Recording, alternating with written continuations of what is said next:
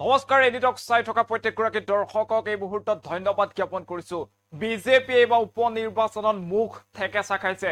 5খন আসনৰ বাবে 4খনকৈ ৰাজ্যত অনুষ্ঠিত হৈছিল এই উপনিৰ্বাচন আৰু উপনিৰ্বাচনত এতিয়া মুখ ঠেকেচা খাইছে বিজেপিয়ে। সমান্তৰালভাৱে যদি আমি কওঁ প্ৰধানমন্ত্ৰী নৰেন্দ্ৰ মোদী আৰু অমিত শাহৰ গৃহৰ ৰাজ্যতে কিন্তু মুখ ঠেকেচা খাইছে উপনিৰ্বাচনত।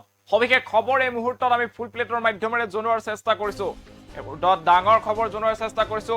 উপনিৰ্বাচনত বিজেপিয়ে মুখ ঠেকেচা খাইছে। মোদী শাহৰ গৃহ ৰাজ্যতে হাৰিল বিজেপিৰ প্ৰাৰ্থী কৃতি পেটেলক পৰাস্ত কৰে আপৰ প্ৰাৰ্থীগৰাকীয়ে। 4 ৰাজ্যৰ 5 সমষ্টিৰ বাবে হৈছিল এই নিৰ্বাচন। আৰু কেৰালাত কংগ্ৰেছ, পশ্চিমবংগত তৃণমূল কংগ্ৰেছ, পাঞ্জাবত জয়ী হৈছে আপৰ প্ৰাৰ্থী। সমান্তৰালভাৱে গুজৰাটৰ 2খন আসনৰ এখন আপ আৰু মাত্ৰ এখন আসনহে দখল কৰিছে বিজেপিয়ে। এতিয়া উপনিৰ্বাচনত মুখ ঠেকেচা খাইছে শাসকীয় দল বিজেপিয়ে। প্ৰধানমন্ত্ৰী নৰেন্দ্ৰ মোদী আৰু অমিত শাহৰ গৃহ ৰাজ্যতে এতিয়া দেখিবলৈ পাইছে বিফলতা।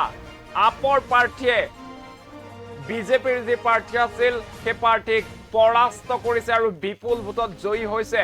আমি একাষে আপোনালোকক দেখুৱাইছো এয়া আপ সমৰ্থকৰ হৰ্ষোল্লাসৰ দৃশ্যাংশ। 5 ৰাজ্যৰ যি উপনিৰ্বাচন সেই উপনিৰ্বাচন অনুষ্ঠিত হৈছিল আৰু সেই উপনিৰ্বাচনত এতিয়া বিজেপিয়ে মুঠ 5খন আসনৰ এখনহে আসন দখল কৰিবলৈ সক্ষম হৈছে। আনহাতে আপে বিজেপিৰ যি প্ৰাৰ্থী আছিল বিজেপিৰ প্ৰাৰ্থীক কিন্তু হৰুৱাই বিপুল ভোটত জয়ী হ'বলৈ সক্ষম হৈছে। উপনিৰ্বাচনত এতিয়া বিজেপিৰ মুখ ঠেকেচাক লৈ প্ৰতিক্ৰিয়াৰ সৃষ্টি হৈছে। মোদী আৰু অমিত শাহ এই দুয়োগৰাকীকৈ বিজেপিৰ শক্তিশালী নেতা থাকোঁতেও কিন্তু এনেদৰে বিফলতাৰ মুখ দেখিবলগীয়া হৈছে নিজৰ গৃহ ৰাজ্য গুজৰাটত 2খন আসনৰ বাবে অনুষ্ঠিত হৈছিল উপনিৰ্বাচন আৰু এই 2খন আসনৰ ক্ষেত্ৰত বিজেপিৰ যি প্ৰাৰ্থী আছিল সেই প্ৰাৰ্থীগৰাকীক কিন্তু হৰুৱাই আপৰ প্ৰাৰ্থীগৰাকীয়ে শেষ হাঁহি মাৰিবলৈ সক্ষম হৈছে। এই মুহূৰ্তত সেই খবৰ আমি জনোৱাৰ চেষ্টা কৰিছো। উপনিৰ্বাচনত এতিয়া মুখ ঠেকেচা খাইছে বিজেপিয়ে। প্ৰধানমন্ত্ৰী আৰু গৃহমন্ত্ৰী এই দুয়োগৰাকীকৈ জ্যেষ্ঠ নেতাৰ শক্তিশালী নেতাৰ গৃহ ৰাজ্যতে এতিয়া বিজেপিয়ে মুখ ঠেকেচা খাইছে। এই মুহূৰ্তত সেই খবৰ জনোৱাৰ চেষ্টা কৰিছো। উপনিৰ্বাচন অনুষ্ঠিত হৈছিল 4খনকৈ ৰাজ্যত। পাঞ্জাব, কেৰালা, পশ্চিমবংগ আৰু গুজৰাট এই 4খনকৈ ৰাজ্যত উপনিৰ্বাচন অনুষ্ঠিত কৰা হৈছিল 5খন আসনৰ বাবে। গুজৰাটত 2খন আসন আছিল যাৰ ভিতৰত আপে এখন আৰু বিজেপিয়ে এখন দখল কৰিবলৈ সক্ষম হৈছে। আৰু অন্য হাতে যদি কওঁ কেৰালাত কিন্তু কংগ্ৰেছে জয়লাভ কৰিছে, পশ্চিমবংগত তৃণমূল কংগ্ৰেছ আৰু পাঞ্জাবত জয়ী হৈছে আপৰ প্ৰাৰ্থী।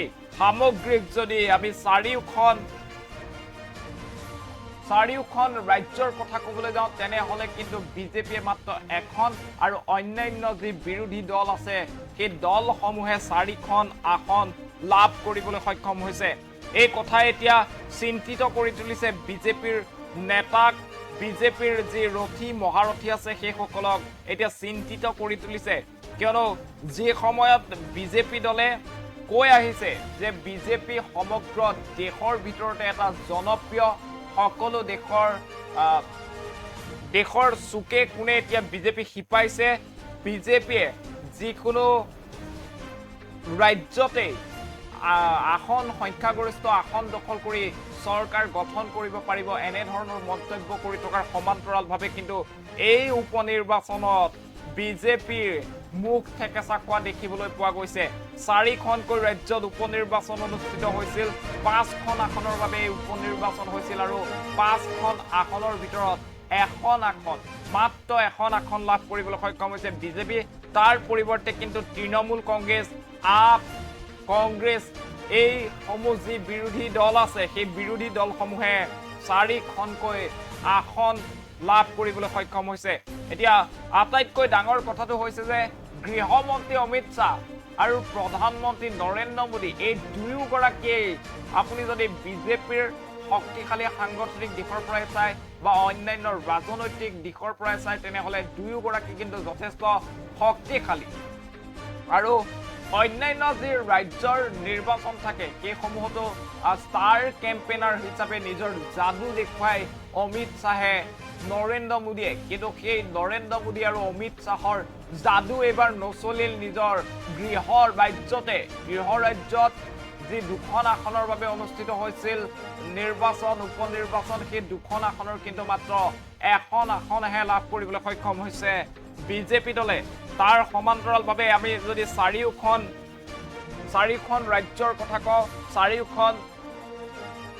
চাৰিওখন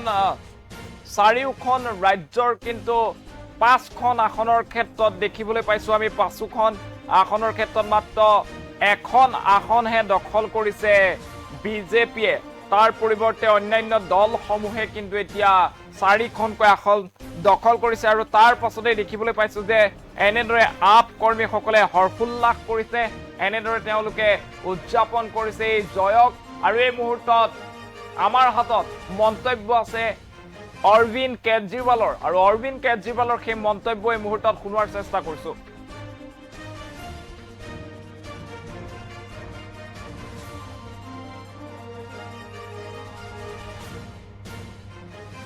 लोगों ने भी डबल मार्जिन से हमें जिताया है। जितने मार्जिन से उन्होंने हमें 2022 में जिताया था उससे डबल मार्जिन से जिताया है।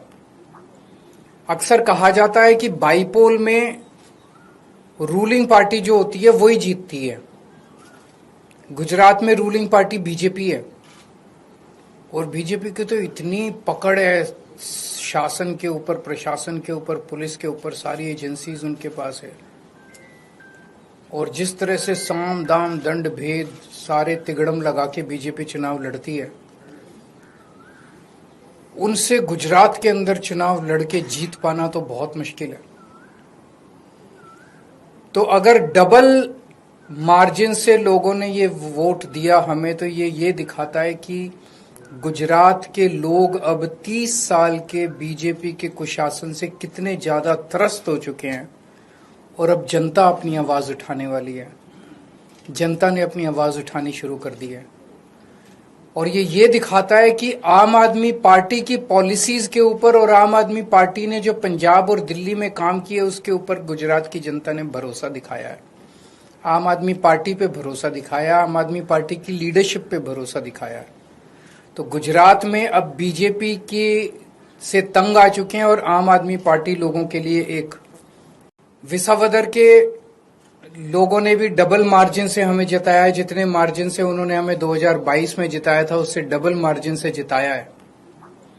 अक्सर कहा जाता है कि बाईपोल में रूलिंग पार्टी जो होती है वही जीतती है। गुजरात में रूलिंग पार्टी बीजेपी है और बीजेपी की तो इतनी पकड़ है शासन के ऊपर, प्रशासन के ऊपर, पुलिस के ऊपर, सारी एजेंसीज उनके पास है और जिस तरह से साम दाम दंड भेद सारे तिगड़म लगा के बीजेपी चुनाव लड़ती है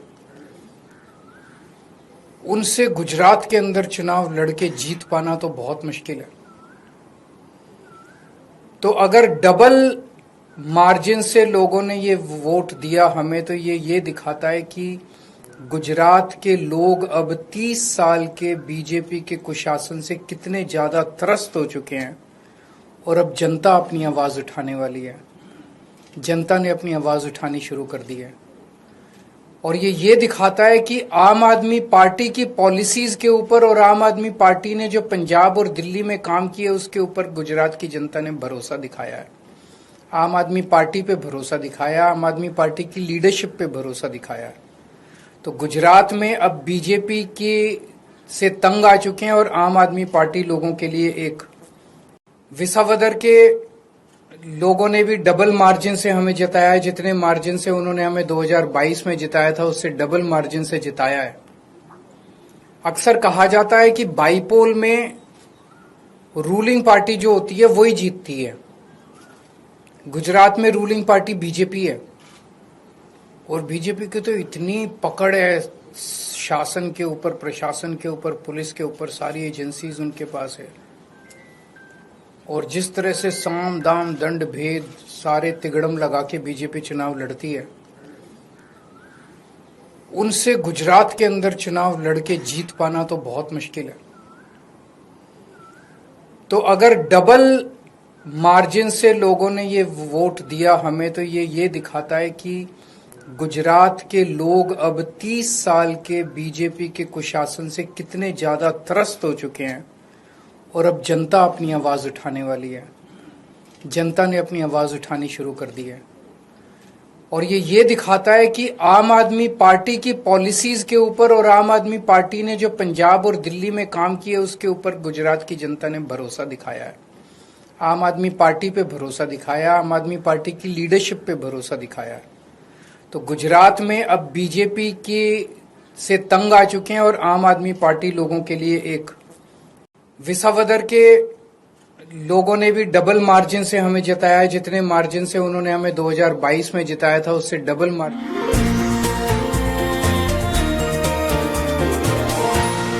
এনিটক্স, হুতৰ বিপৰীতে